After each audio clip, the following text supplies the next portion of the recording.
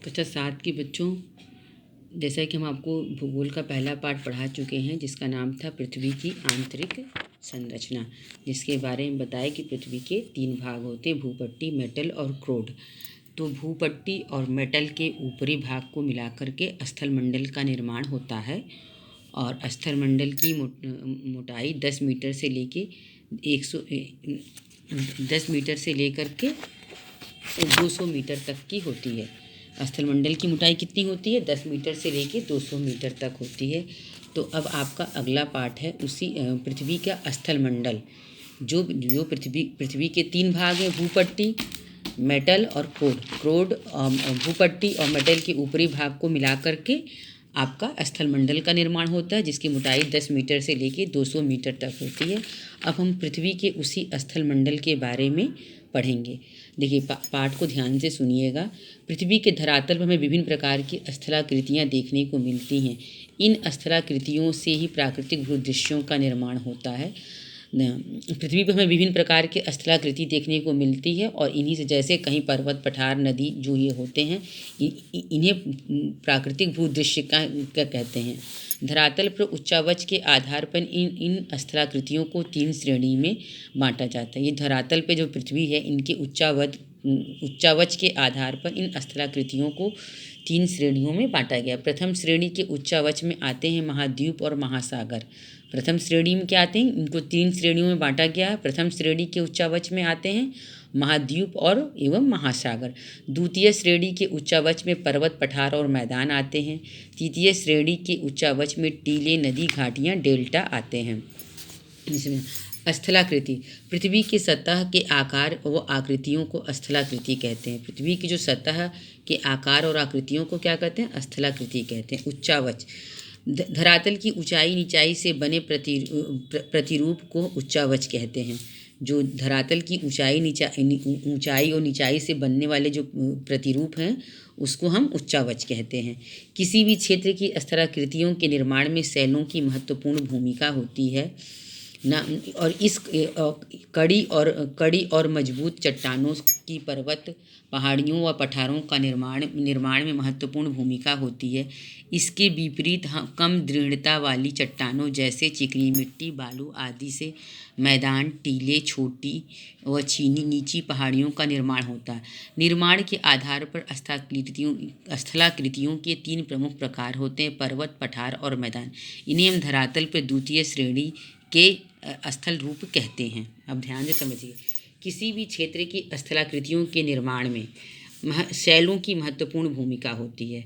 किसी भी क्षेत्र में स्थलाकृति शैल यानी जो पर्वत, पठार होते हैं, उनकी महत्वपूर्ण भूमिका है। कड़ी और मजबूत चट्टानों से पर्वत और पहाड़ियों, पठारों का निर्माण होता है। जो चट्टानें कड़ी मजबूत होती हैं, उनसे पर्वत, पहाड़ियों और पठारों का निर्माण में महत्वपूर्ण भूमिका उनकी होती है। इसके विपरीत कम दृढ़ता, जो कमज़ोर चट्टानें होती हैं, जैसे उनसे चिकनी मिट्टी, बालू आदि से मैदान, टीले और छोटी व नीची पहाड़ियों का निर्माण होता है। निर्माण के आधार पर स्थलाकृतियों के 3 प्रमुख प्रकार होते हैं, पर्वत, पठार और मैदान। देखिए, जो मजबूत शैल होते हैं, उनसे पर्वत और पठार का निर्माण होता है, और जो कमज़ोर चट्टानें होती हैं, कमज़ोर, उनसे चिकनी मिट्टी, बालू, पत्थरों में मैदानों का निर्माण होता है। इनको हम द्वितीय श्रेणी के स्थल रूप भी कहते हैं धरातल पे। अब देखिए, पर्वत व पहाड़ी, सामान्यतः आसपास के धरातल से ऊंची स्थलाकृतियों को पर्वत तथा उससे कम ऊंची स्थलाकृतियों को पहाड़ी कहते हैं। जो सामान्यतः आसपास के धरातल से ऊंची स्थलाकृति होती है, उसको पर्वत, जो बहुत होती है धरातल से ऊंची जो स्थलाकृति, वो पर्वत तथा उससे कम ऊंची स्थलाकृतियों को पहाड़ी कहते हैं। पर्वत साधारणतः समूह होते हैं, इसे पर्वत श्रेणी कहते हैं। समूह जो है, पहाड़ दूर से स्पष्ट रूप से दिखाई देने लगते हैं। उनका शिखर अपेक्षाकृत संकुचित होता है। उत्पत्ति के अनुसार पर्वत मुख्यतः 3 प्रकार के होते हैं। इनकी उत्पत्ति के आधार पर कितने होते हैं? पर्वत मुख्यतः 3 प्रकार के होते हैं। पर्वत किसे कहते हैं? सामान्यतः धरातल धरातल की ज़मीन होती है उससे ऊंची जो स्थलाकृति होती है उसको पर्वत कहते हैं। उससे जो कम ऊंची जगह होती है उसे पहाड़ी कहते हैं। और जो ये पर्वत होती है इनकी एक श्रेणी होती है और उनका शिखर क्षेत्र अपेक्षाकृत संकुचित होता है। उत्पत्ति के आधार पर ये 3 प्रकार के होते हैं, वलित या मोड़दार पर्वत। जब चट्टानों में पृथ्वी के आंतरिक शक्तियों के कारण मोड़ या भलन पड़ जाता है तो उसे मोड़दार पर्वत कहते हैं। जब चट्टानों में पृथ्वी के अंदर जो आंतरिक हलचल होती रहती है उसके कारण मोड़ या वलन पड़ जाते उसे मोड़दार पर्वत। वर्तमान युग में सभी बड़े पर्वत मोड़दार या वलित पर्वत हैं। ये लगभग सभी महाद्वीपों में पाए जाते हैं। वर्तमान युग जितने कुछ प्रमुख वलित पर्वत यानी मोड़दार पर्वत है Himalaya, Elburz, Alps, Atlas, Drakensberg, Rockies, Andes, Great Divine Range आदि इस है। खंड या भ्रंश पर्वत विशालकाय चट्टानी खंडों में भ्रंश या दरार पड़ने से इनका निर्माण होता है। चट्टानों के भ्रंशित होकर ऊपर उठने या नीचे धंसने से भ्रंश पर्वत अस्तित्व में आते हैं। भ्रंश पर्वत के निकट बनी घाटी भ्रंश घाटी कहलाती है। भारत में नर्मदा नदी विंध्य और सतपुड़ा पर्वतों के मध्य भ्रंश घाटी में बहती है। विश्व के प्रमुख भ्रंश पर्वत ब्राजिस, ब्लैक फॉरेस्ट, सियरे नेवादा हमारे देश के पश्चिमी घाट भ्रंश पर्वत के प्रमुख उदाहरण हैं। अब देखिए भ्रंश जो पर्वत है विशालकाय चट्टानी खंडों में भ्रंश या दरार, जो विशाल चट्टानी खंडों में दरार पड़ने से इनका निर्माण होता है। चट्टानों में से भ्रंश उठने या नीचे धंसने से भ्रंश पर्वत अस्तित्व में आते हैं। या ये ऊपर उठ जाते हैं या नीचे धंसते हैं तो अस्तित्व में। भ्रंश निकट बनी घाटी भ्रंश घाटी कहलाती है। भारत में नर्मदा नदी विंध्य और सतपुड़ा पर्वतों के मध्य भ्रंश घाटी बहती है। भारत में नर्मदा नदी विंध्य और सतपुड़ा पर्वत के उदाहरण हैं। अब तीसरा है ज्वालामुखी पर्वत। ज्वालामुखी भूपट्टी पर एक मुख्य या खुला द्वार होता है। इस रास्ते से मैग्मा या लावा पृथ्वी के धरातल पर आता है। द्वार या मुख से गर्म लावा बाहर आने के कारण इसे ज्वालामुखी कहते हैं।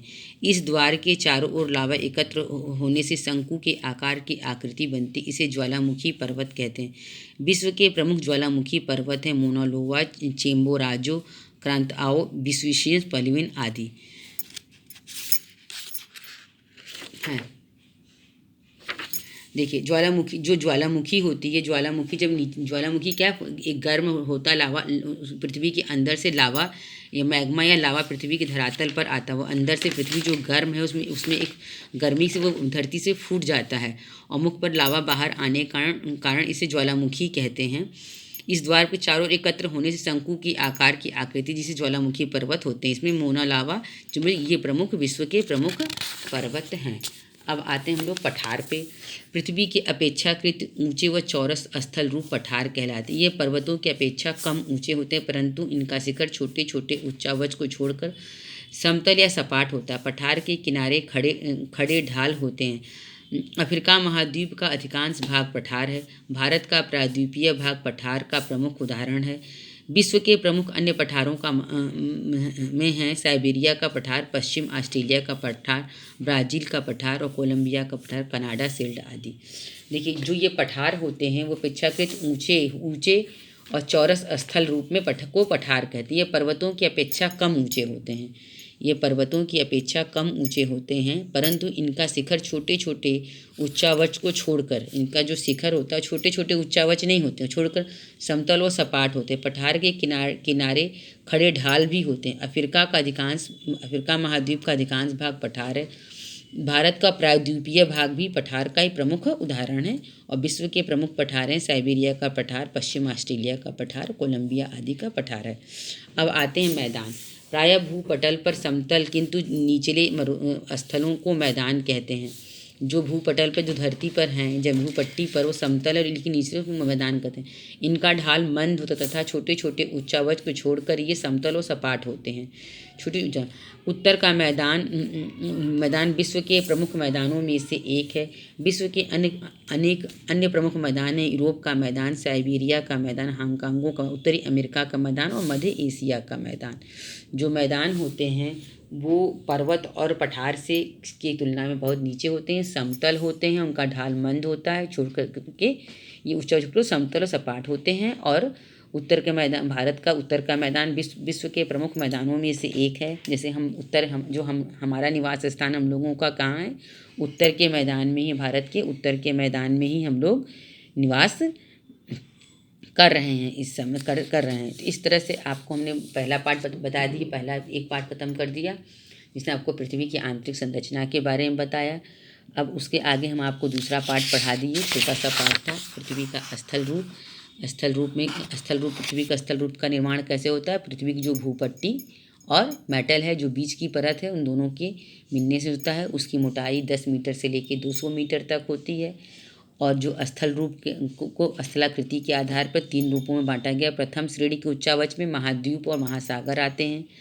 द्वितीय श्रेणी के उच्चावच में पर्वत, पठार और मैदान आते हैं। और तृतीय श्रेणी के उच्चावच में टीले, नदी, घाटियाँ और डेल्टा आते हैं।